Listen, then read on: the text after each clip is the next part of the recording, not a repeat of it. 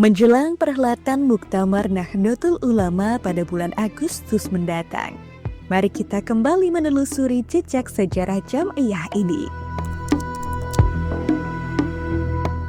Setelah sukses menyatukan para ulama pada tahun 1926, tonggak sejarah berlanjut pada Muktamar NU yang kedua.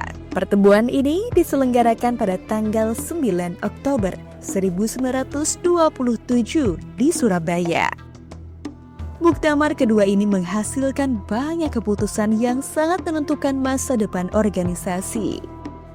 Pada masa awal perkembangannya, para kiai mulai menata fondasi kelembagaan dan legalitas organisasi. Proses ini kemudian berlanjut melalui penyusunan anggaran dasar dan pengakuan badan hukum pada masa berikutnya. Selain itu, pada periode awal ini NU juga mulai memperluas jaringan cabang ke berbagai daerah dan memperkuat dakwah melalui media cetak, salah satunya Suara Nahdlatul Ulama yang terbit pada tahun 1927. Sidang Bahsul Masail pada saat itu juga tampil sangat tanggap terhadap perubahan zaman.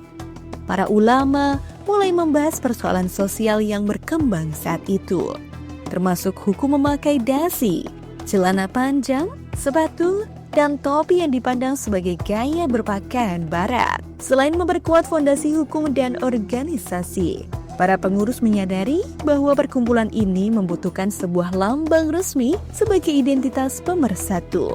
Atas dorongan para muassis NU, terutama Kiai Haji Wahab Hasbullah, dan dengan restu Kiai Haji Hasyim Asy'ari, Kiai Haji Ridwan Abdullah diminta merancang lambang organisasi. Beliau dikenal sebagai ulama yang memiliki kemampuan menggambar dan melukis. Proses pembuatan lambang ini ternyata tidak mudah.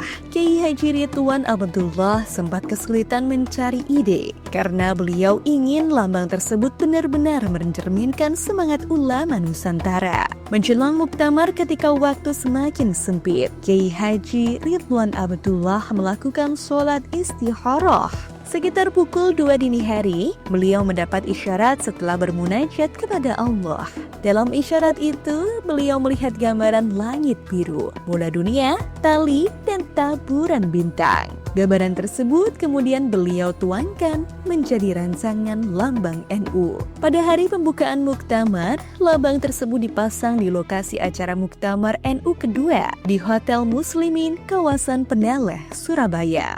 Di hadapan forum, Kiai Haji Ridwan menjelaskan maknanya secara rinci. Bola dunia melambangkan tempat manusia hidup dan berjuang. Peta Indonesia mencerminkan cinta tanah air. Sedangkan tali yang melingkari bumi melambangkan ikatan persaudaraan dan persatuan umat. Bintang-bintang dalam lambang NU dimaknai sebagai simbol Nabi Muhammad SAW, Khulafaur Rasyidin, para imam mazhab, dan sekaligus mengingatkan pada peran Wali Songo dalam penyebaran Islam di Nusantara. Semuanya dibalut warna dasar hijau, warna yang identik dengan kesuburan, kehidupan, dan tradisi Islam. Penjelasan tersebut membuat seluruh peserta muktamar kagum dan sepakat menerimanya secara aklamasi. Kiai Haji Hasyim Asy'ari menerima lambang itu dengan penuh haru dan memanjatkan doa agar makna serta harapan yang terkandung di dalamnya dikabulkan oleh Allah. Peristiwa muktamar kedua pada tahun 1927 menunjukkan bahwa sejak awal para ulama telah berpikir jauh ke depan, mulai dari penguatan kelembagaan, perluasan dakwah, hingga penciptaan identitas visual yang kita kenal sampai sekarang. Semoga sejarah penting dari muktamar kedua ini terus menjadi inspirasi bagi kita semua, khususnya dalam menyambut perhelatan muktamar pada bulan Agustus nanti.